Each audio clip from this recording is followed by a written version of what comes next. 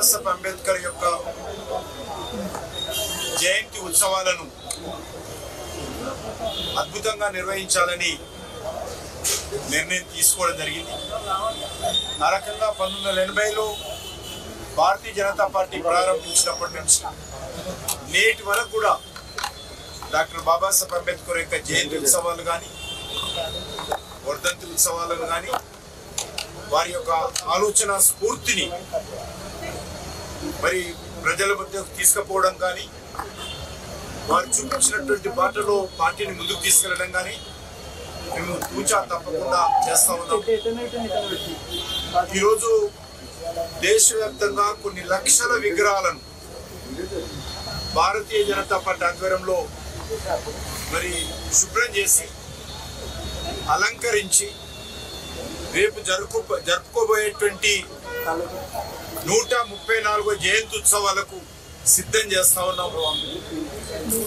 Party కేంద్ర మంత్రులు, ముఖ్యమంత్రులు, పార్టీ పార్లమెంట్ సభ్యులు, శాసనసభ్యులు, పార్టీ పదాధికారులు, పార్టీ కార్యకర్తలు అందరూ కూడా లక్షలాది మంది కార్యకర్తలు దేశవ్యాప్తంగా అంబేద్కర్ విగ్రహం యొక్క శుభ్రం చేసి అలంకరించేటువంటి ఈ కార్యక్రమంలో పెద్ద ఎత్తున పాల్గొంటున్నారు. రేపు అత్యంత శోభాయమానంగా పార్టీ ఆధ్వర్యంలో పార్టీ కార్యాలయం నుంచి మొదలు పెడితే, కార్యకర్తల ఇళ్ల నుంచి మొదలు పెడితే బస్తీల వరకు కూడా అన్ని ప్రాంతాలలో జయంతి ఉత్సవాలను అద్భుతంగా నిర్వహించబోతా ఉన్నాం. దానికి అన్ని రకాల ఏర్పాట్లు చేసుకుంటున్నాం. రేపు హైదరాబాద్లో కూడా పార్టీ రాష్ట్ర కార్యాలయం నుంచి ట్యాంక్ అంబేద్కర్ విగ్రహం వరకు రేపు ఉదయం 9 గంటలకు ఊరేగింపు కూడా నిర్వహించబోతా ఉన్నాం.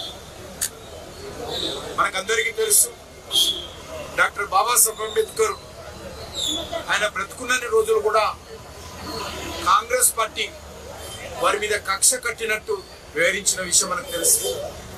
డాక్టర్ బాబాసాహెబ్ అంబేద్కర్ ఎన్నికల్లో పోటీ చేసిన ప్రతిసారి కూడా ఆయనకు వ్యతిరేకంగా కాంగ్రెస్ పార్టీ అభ్యర్థిని నిలిపి ప్రతి ఎన్నికల్లో కూడా ఆయనను ఓడించిన విషయాన్ని సందర్భంగా మనం చేస్తాం.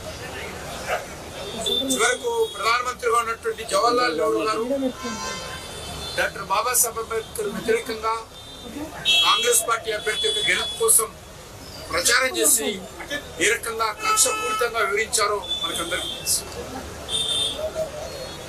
వారు చిత్రపటాన్ని పార్లమెంట్ లో పెట్టడానికి కూడా కాంగ్రెస్ పార్టీ మనసు అంగీకరించారు. భారతీయ జనతా పార్టీ ద్వారా పార్లమెంట్ సెంట్రల్లో అనేక మంది ప్రముఖుల యొక్క చిత్రపటాలు ఉన్నప్పటికీ డాక్టర్ బాబాసాహెబ్ అంబేద్కర్ చిత్రపటం పెట్టలేదు.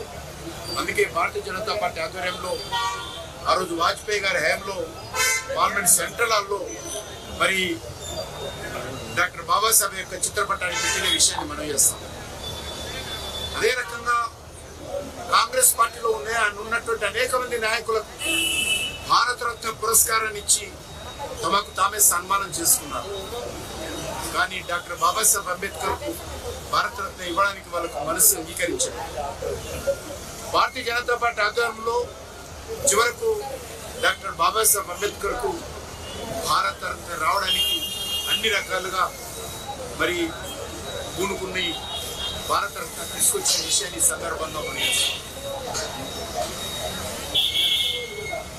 నరేంద్ర మోడీ గారి నేతృత్వంలో డాక్టర్ బాబాసాహెబ్ అంబేద్కర్ జన్మించినటువంటి మధ్యప్రదేశ్లోని మహూ అనేటువంటి స్థానాన్ని కూడా మరి అత్యంత వైభవంగా ఒక పవిత్ర యాత్రా స్థలంగా తీర్చిదిద్దాం. అదేవిధంగా నాగపూర్లో డాక్టర్ బాబాసాహెబ్ అంబేద్కర్ దీక్ష తీసుకున్నటువంటి స్థలాన్ని దీక్షా భూమి కింద దాన్ని కూడా ఒక పవిత్ర యాత్రా స్థలంగా, ప్రార్థనా స్థలంగా తీర్చిదిద్దాం.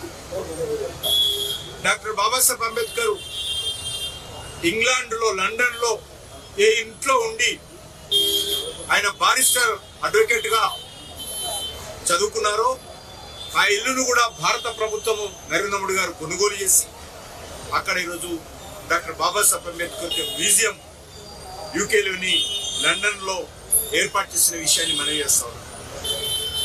ఢిల్లీలో ఏ ఇంట్లో ఉండి రాజ్యాంగాన్ని రాశారో రాత్రనక పగలనక, ఆరోగ్యాన్ని లెక్క చేయకుండా నెలల తరబడి నిద్ర లేకుండా ఒక అద్భుతమైనటువంటి ఒక మంచి రాజ్యాంగాన్ని, ఒక ఆదర్శమైనటువంటి ఉత్తమమైనటువంటి రాజ్యాంగాన్ని దేశ ప్రజలకు డాక్టర్ బాబాసాహెబ్ అంబేద్కర్ అందించాడో ఆ యొక్క రాజ్యాంగము రాసినప్పుడు ఉన్నటువంటి ఇల్లును కూడా భారత ప్రభుత్వము అద్భుతంగా ఈరోజు కోట్ల రూపాయలు ఖర్చు పెట్టి అక్కడ మరి ఒక యాత్రా స్థలంగా, ఒక ప్రార్థనా స్థలంగా తీర్చిదిద్దాం. చివరకు వారి యొక్క అంతిమ సంస్కారం జరిగినటువంటి ముంబైలో ఆస్థానాన్ని కూడా మరి ప్రజలు సందర్శించే విధంగా అక్కడ కూడా అద్భుతంగా నిర్మాణం చేశాం. ఈ రకంగా 5 స్థానాలను, ఈ పంచ స్థానాలను పంచ తీర్థగా, పంచ యాత్రా స్థలాలుగా నరేంద్ర మోడీ గారి నాయకత్వంలో తీర్చిదిద్దాము. ఈరోజు నరేంద్ర మోడీ గారి నేతృత్వంలో కేంద్ర ప్రభుత్వము డాక్టర్ బాబాసాహెబ్ అంబేద్కర్ యొక్క స్ఫూర్తితో వారు చూపించినటువంటి బాటలో, వారి అడుగుజాడల్లో